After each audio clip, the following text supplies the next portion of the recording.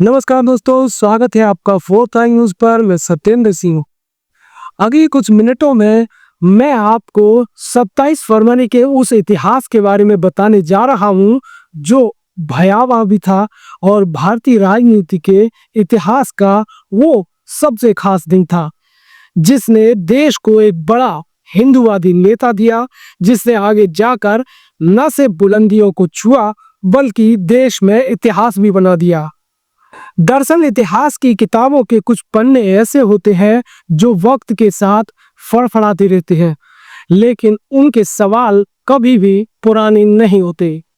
आज हम बात करेंगे 27 फरवरी 2002 के उस दिन की, जब गुजरात के गोधरा स्टेशन पर एक ट्रेन जल रही थी।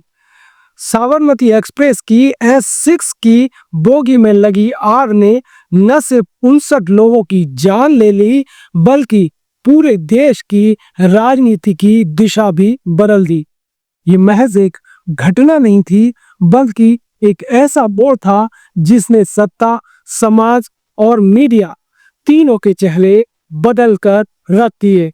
इस हादसे ने हर किसी को वो देखने का मौका दिया जो वे अपने हिसाब से देखना चाहते थे। कहानी सिर्फ ट्रेन के जलने की नहीं है, कहानी ये भी है कि कैसे इस घटना के बाद एक नेता मजबूत हुआ और एक राज्य की राजनीति ने पूरे देश की दिशा तय कर दी।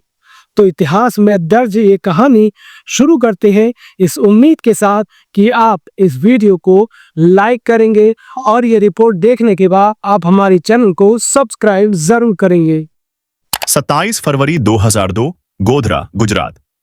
सुबह के लगभग 7:43 बजे साबरमती एक्सप्रेस अपने निर्धारित समय से करीब 4 घंटे देरी से गोधरा स्टेशन पहुंची। इस ट्रेन में बड़ी संख्या में कारसेवक सवार थे जो अयोध्या से कार सेवा कर लौट रहे थे। ट्रेन के कोच S6 में अचानक आग लग गई। 29 निर्दोष लोग, जिनमें महिलाएं और बच्चे भी शामिल थे, जलकर मर गए। देखते ही देखते यह एक राजनीतिक और सांप्रदायिक मुद्दा बन गया। गोधरा की घटना को शुरुआत में साजिश बताया गया। गुजरात सरकार ने इसे हिंदुओं के खिलाफ पूर्व नियोजित हमला करार दिया। तत्कालीन मुख्यमंत्री नरेंद्र मोदी ने इसे एक भयावह षड्यंत्र कहा। 2008 में नानावटी आयोग ने भी इसे साजिश बताया और 2011 में एक अदालत ने 31 लोगों को दोषी ठहराया। इस घटना के तुरंत बाद गुजरात में भयानक दंगे भड़क उठे। हिंदू संगठनों और कट्टरपंथी समूहों ने इसे मुसलमानों के खिलाफ बदले की कार्रवाई में बदल दिया। करीब 1000 से ज्यादा लोग मारे गए, जिनमें ज्यादातर मुसलमान थे। सवाल उठे कि क्या सरकार ने दंगों को रोकने में ढिलाई बरती? 2012 में SIT ने नरेंद्र मोदी को क्लीन चिट दे दी।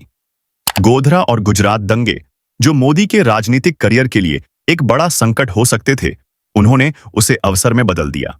बीजेपी और संघ परिवार ने गोधरा कांड और उसके बाद हुए दंगों को एक हिंदू उत्पीड़न की तरह प्रस्तुत किया। इससे मोदी की लोकप्रियता बढ़ी और वह हिंदू राष्ट्रवाद का चेहरा बन गए।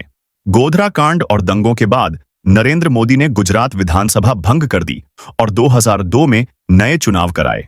उन्होंने प्रचार में हम 5, हमारे 25 जैसे हिंदुत्व आधारित नारों का इस्तेमाल किया, जिससे ध्रुवीकरण की राजनीति मजबूत हुई।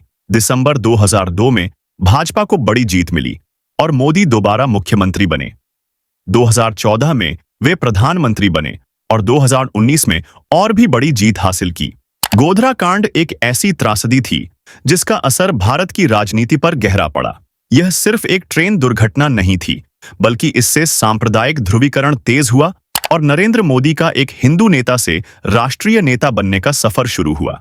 इस पूरी त्रासदी को छिपाने की कोशिशें भी हुईं और भुनाने की कोशिशें भी लगातार चलती रहीं। इतिहास इसे किस रूप में याद रखेगा, यह भविष्य तय करेगा, लेकिन 27 फरवरी ही वो दिन रहा जिसके बाद से मोदी निरंतर राजनीतिक ऊंचाइयों को एक के बाद एक छूते चले गए। इतिहास कहता है कि जब एक नेता पर सबसे ज्यादा संकट आता है तभी वो सबसे ताकतवर बनकर उभरता है। PM नरेंद्र मोदी उस परीक्षा से गुजरे हैं, आलोचनाओं में तपे हैं और आखिरकार उसी आज से निकलकर देश के सबसे ताकतवर नेता बन गए हैं।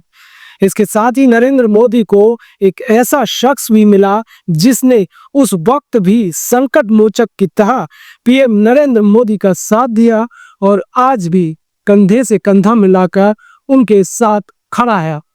और वो कौन है, उसका जवाब आपको कमेंट बॉक्स में उसका नाम लिखकर देना है। नमस्कार।